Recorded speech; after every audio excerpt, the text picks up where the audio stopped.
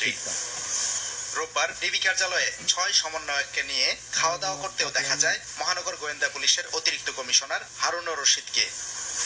এদিকে রাতে ডিবি হেফাজতে থেকেই ভিডিও বার্তা দেন আন্দোলনের ৬ সমন্বয়ক। কোটা সংস্কারের দাবি পূরণ হওয়ায় বৈষম্য বিরোধী ছাত্র আন্দোলনের সব ধরনের কর্মসূচি প্রত্যাহারের ঘোষণা দেন আন্দোলনের অন্যতম সমন্বয়ক নাহিদ ইসলাম। সহিংসতার বিচার দাবি করে দ্রুত শিক্ষা প্রতিষ্ঠান খুলে দেওয়ার আহ্বান এখন ডিবির বাসায় খাচ্ছে কোটা আন্দোলনকারী।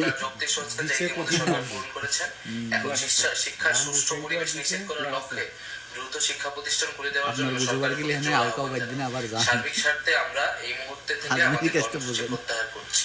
এর আগে ডিবি কার্যালয়ে ব্রিফিং এ অতিরিক্ত কমিশনার হারুনুর রশিদ জানান, নিরাপত্তার জন্যই তাদের রাখা হয়েছে হেফাজতে।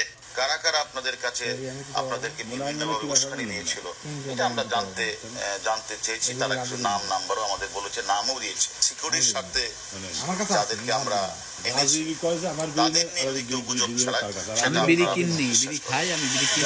এদিকে বিকেলে সমন্বয়কদের সঙ্গে দেখা করতে ডিবি কার্যালয়ে যান তাদের অভিভাবকরা।